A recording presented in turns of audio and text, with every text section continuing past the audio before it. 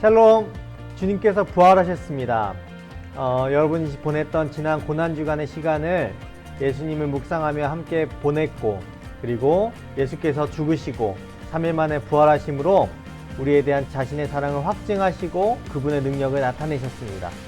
이 예배를 통해서 하나님의 부활의 영광을 마음껏 맛보고 예배하는 그런 귀한 시간 되기를 원합니다. 우리 같이 한번 말씀 한번 보도록 하겠습니다. 고린도전서 15장 12절에서 22절까지의 말씀, 중요한 말씀입니다. 같이 읽겠습니다. 우리말 성경으로 함께 읽겠습니다. 시작. 그리스도가 죽은 사람들 가운데서 살아나셨다고 전파되고 있는데 왜 여러분 가운데 어떤 이들은 죽은 사람의 부활이 없다고 합니까? 죽은 사람의 부활이 없다면 그리스도께서도 다시 살리심을 받지 못하셨을 것입니다.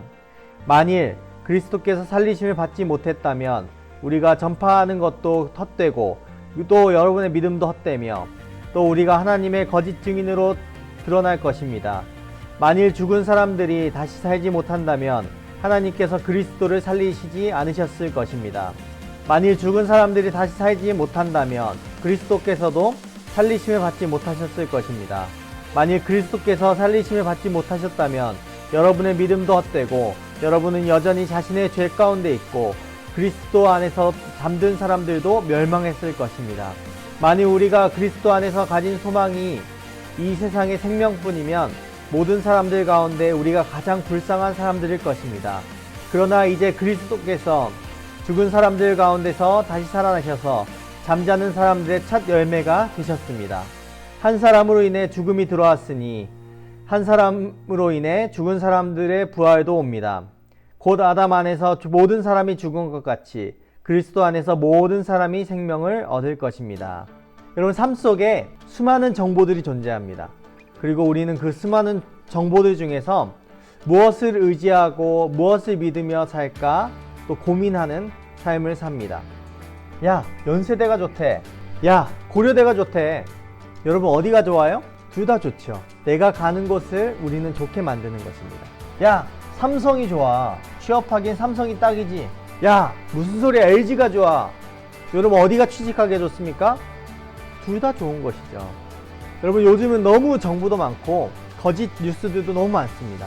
그래서 우리는 무엇을 믿을까? 우리는 무엇이 우리의 인생에 도움이 되는가를 고민할 때가 참 많습니다. 그리고 그 정보로 우리의 인생에 유익을 얻으면 그 정보를 크게 신뢰하게 됩니다. 여러분, 나의 인생을 신뢰하게 만들고 도움을 주는 수많은 뉴스들이 있습니다. 이것을 알고 이곳에 가고 이것을 하게 되면 나의 인생에 큰 도움이 될 거야 라고 하면서 배웠던 수많은 뉴스들이 있습니다. 로또 한 방 걸려라, 이뻐져야 된다, 행복해져야 된다, 행복을 위해서 수단 방법을 가리지 말아야 한다. 여러분, 그러나 이 모든 것이 우리의 인생의 죽음 앞에서는 아무런 힘을 발휘할 수가 없는 것입니다. 배워왔고 습득했던 모든 것들이 힘을 잃습니다. 그리고 우리는 그 죽음의 문제를 반드시 해결해야 합니다. 그리고 그 해결책을 주신 분이 계십니다. 예수님이 나의 죄와 죽음을 위해 십자가에 못 박히시고 부활하셨습니다. 할렐루야! 오늘은 부활주일입니다. 예수 그리스도의 부활을 기쁨으로 맞이하고 감사하는 절기입니다. 그저 지나가는 절기로 기억하지 않고 나에게 가장 소중한 절기가 될 수 있기를 예수 그리스도의 이름으로 축복합니다. 오늘 세 가지를 나눌 겁니다. 첫 번째, 메시아의 사랑을 죽음으로 확증하셨습니다. 우리나라를 시끄럽게 했던 신천지, 우리나라에 있는 수많은 이단들, JMS, 구원파, 하나님의 교회 등 이 수많은 이단들로 인해서 많은 사람들이 미혹을 받습니다. 그리고 그곳에 목숨을 걸고 나의 모든 집과 나의 모든 재산과 나의 모든 생명을 다해서 그곳에 뛰어듭니다. 여러분, 사람들이 그곳에 뛰어든 이유는 단 한 가지입니다. 구원에 대한 교리가 있기 때문입니다. 여러분, 매 시대마다 내가 구원자다 라고 나타난 사람들이 있었습니다. 예수님의 시대에도 그런 사람이 있었습니다. 그 당시 유대 전쟁사의 문헌을 보면 BC 4년경 히스기야의 아들 유다가 전쟁을 선포합니다. 자신이 이스라엘 백성을 구원할 메시아다라고 이야기하면서 폭동을 일으키게 됩니다. 갈릴리 세포리스 주변 민족의 수많은 사람들을 모아서 궁궐을 습격하고 그리고 무기를 약탈하고 무장투쟁을 연이어 하게 됩니다. BC 4년에 반란이 끊임없이 이렇게 일어나자 총독 바루스라는 사람이 그곳에 들어가서 점령하고 유대 지도자들을 색출해내기 시작합니다. 그리고 2,000명 유대 지도자들을 십자가 처형으로 사형을 시킵니다. 요세푸스라고 하는 사람이 있었습니다. 유대 민족의 역사와 로마의 역사를 잇는 그런 역사가였죠. 이 역사가가 그렇게 이야기합니다. 자칭 메시아라고 불렸던 사람들, 그리고 메시아를 추종했던 사람들을 못 박았는데 그 못 박은 수가 10,000명 정도가 된다고 합니다. 그 중에 예수님은 아마 3,000번쯤 되지 않았을까라고 생각을 하게 됩니다. 예수님이 못 박히기 이전에도 수많은 사람들이 십자가 처형으로 죽었습니다. 예수님이 그 장면을 못 보셨을까요? 아마 보셨을 겁니다. 예수님이 십자가 처형이 저렇게 무섭구나라는 것을 깨달으셨을 겁니다. 그래서 예수님이 이 사명을 완수하기 전에 그렇게 기도로 이 잔을 내게서 거두어 달라, 그만큼 무섭고 잔인했고 그런 사형법이었습니다. 그러나 죽어야 자신의 자녀들이 살기에 그것을 기꺼이 선택하시고 그 어려운 길을 가신 것입니다. 그런 그리스도께서 자신의 사랑을 십자가로서 확증하십니다. 로마서 5장 8절 말씀, 우리가 아직 죄인 되었을 때에 그리스도께서 우리를 위하여 죽으심으로 하나님께서 우리에 대한 자기의 사랑을 확증하셨느니라. 아멘. 모든 메시아라 칭했던 지도자들과 그들을 따랐던 수많은 추종자들이 있었는데 십자가에 못 박히고 도망갔던 사람들, 그 사람들의 역사의 흔적으로 다 사라졌습니다. 예수님을 따랐던 그 무리들도 예수님이 십자가에 못 박혀 돌아가실 때에 같이 사라졌습니다. 그리고 3일 만에 부활하시는 것을 목격하고 그들이 다시 모였습니다. 그리고 그 후로 그분을 따르는 추종자들이 지금도 전 세계의 30%에서 40%의 인구들이 있습니다. 그리고 그 사람들은 자신을 크리스찬이라고 칭하면서 살아가고 있습니다. 사랑하는 여러분, 그리스도께서 여러분들을 향해서 사랑을 표현하시고 확증하셨습니다.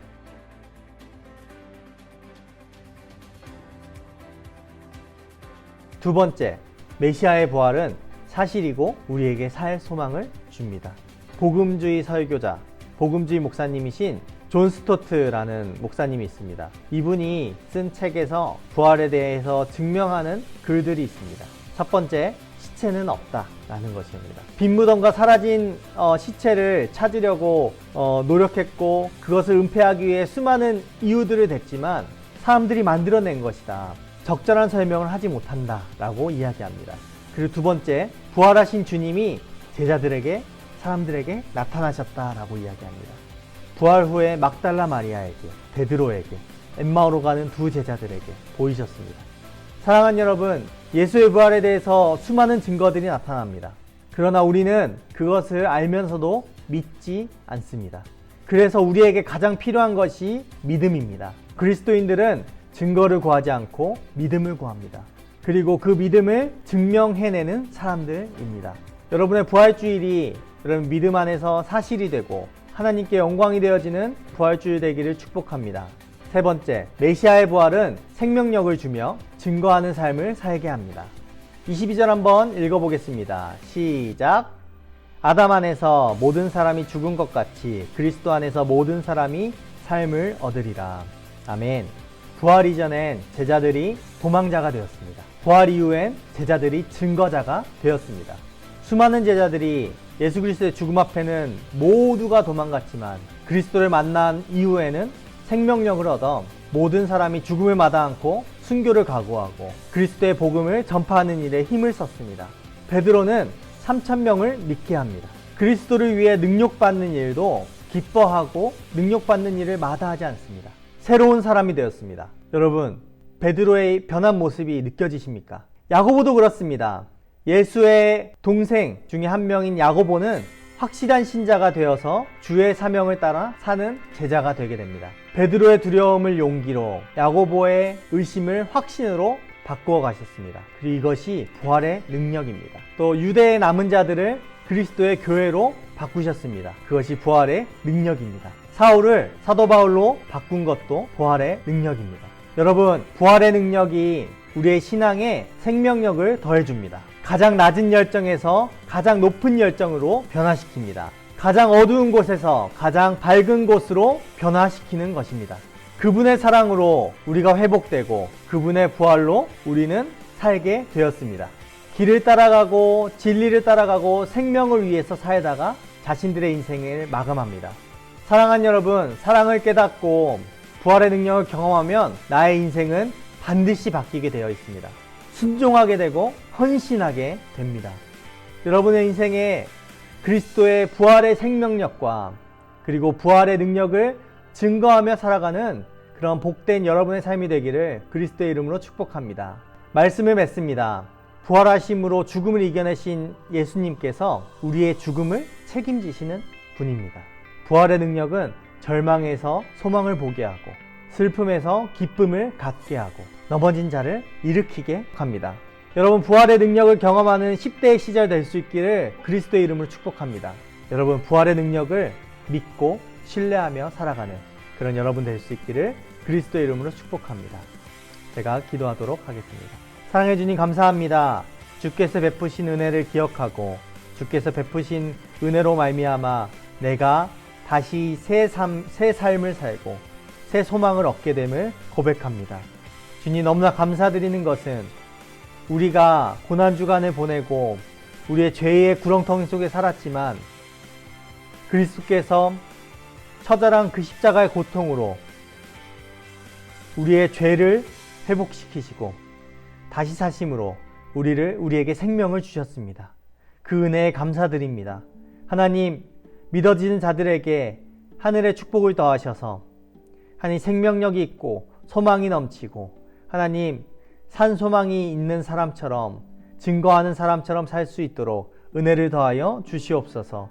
하나님, 우리 사랑하는 친구들에게 믿음이 혹여나 부족하고 혹시 믿음이 없어서 고민하는 자들에게 하나님 찾아가 주셔서 그들이 말씀으로 그 말씀을 믿고 그리스도께서 부활하신 사실을 역사적으로도 증명된 이 사실을 믿음으로 믿고 하나님 그렇게 살아갈 수 있도록 하나님께서 은혜를 더하여 주시옵소서.